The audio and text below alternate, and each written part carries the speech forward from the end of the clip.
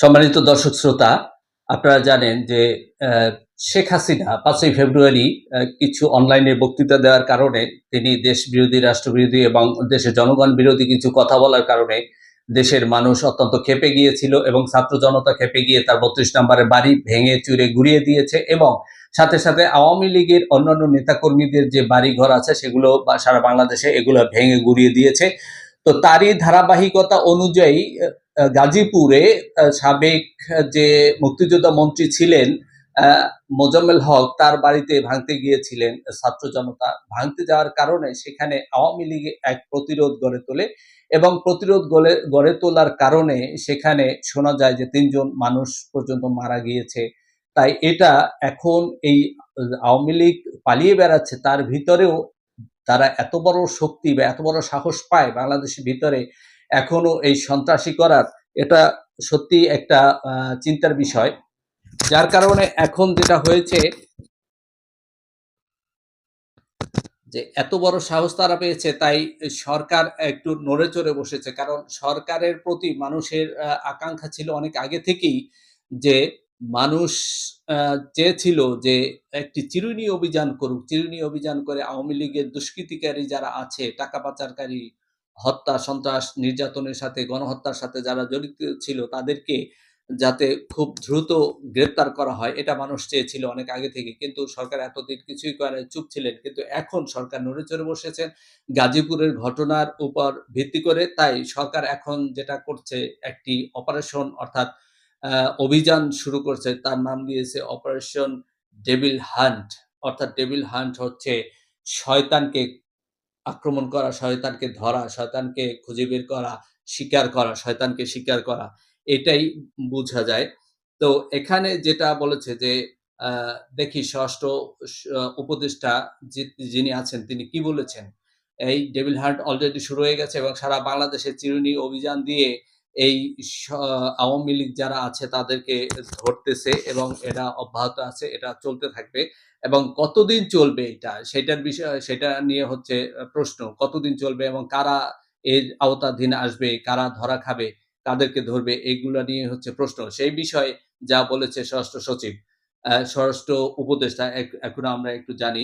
তিনি বলেছেন, স্বরাষ্ট্র উপদেষ্টা বলেছেন, "ডেভিল শেষ না হওয়া পর্যন্ত অপারেশন ডেভিল হান্ট চলবে।" অর্থাৎ শয়তান শেষ না হওয়া পর্যন্ত শয়তান ধরা এটা চলতে থাকবে। যতদিন পর্যন্ত ডেভিল শেষ না হবে ততদিন পর্যন্ত ডেভিল হান্ট চলবে বলে জানিয়েছেন স্বরাষ্ট্র উপদেষ্টা লেফটেন্যান্ট জেনারেল জাহাঙ্গীর আলম চৌধুরী। রাজধানীর ফার্মগেটে মৃত্তিকা সম্পদ ইনস্টিটিউটে মৃত্তিকা ভবন উদ্বোধনী অনুষ্ঠানের শেষে সাংবাদিকদের এই কথা তিনি বলেন। ডেভিল হান্ট এর টার্গেট কারা? এমন এক প্রশ্নের জবাবে স্বরাষ্ট্র উপদেষ্টা বলেন, টার্গেট ডেভিলরা।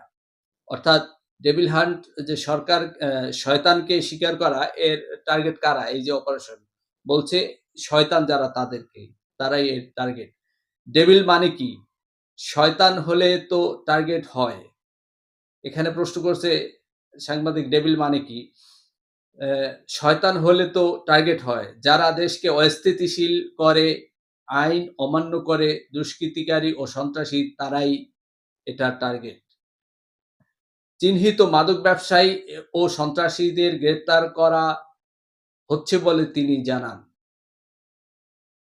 সুনামগঞ্জে বিশ্বম্ভরপুরে ভেঙে ফেলা কৃষকের ভাস্কর্য সম্পর্কে মোহাম্মদ জাহাঙ্গীর চৌধুরী বলেন, যারা এটি ভেঙেছে তাদের অবশ্য আমরা আইনের আওতায় নিয়ে আসব। যারা এটা করেছে তাদের বেকুব ছাড়া আমি কিছু মনে করি না। উল্লেখ্য, গাজীপুর সহ সারা দেশে সন্ত্রাসীদের আইনের আওতায় আনতে যৌথ বাহিনীর সমন্বয়ক অপারেশন ডেভিল হান্ট পরিচালনার সিদ্ধান্ত নিয়েছে সরকার।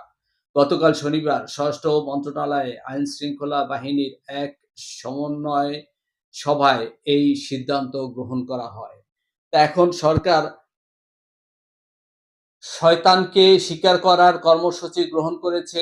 শয়তান শিকার করবে, তাতে কোনোই আপত্তি নেই কোনো মানুষের। কিন্তু শয়তানের শিকারের ভিতরে যাতে কোনো নিরীহ মানুষ আক্রান্ত না হয়, কোনো নিরীহ মানুষ যাতে শিকার না হয় সেদিকে সরকারকে লক্ষ্য রাখতে হবে এবং দেশবাসী একটি আ এই শয়তান শিকারের পরে দেশটা একটু আইনের শাসন প্রতিষ্ঠা হবে বলে আশা করে দেশবাসী। আমরা সবাই আশা করি দেশে আইনি শাসন প্রতিষ্ঠা হোক। ধন্যবাদ সবাইকে।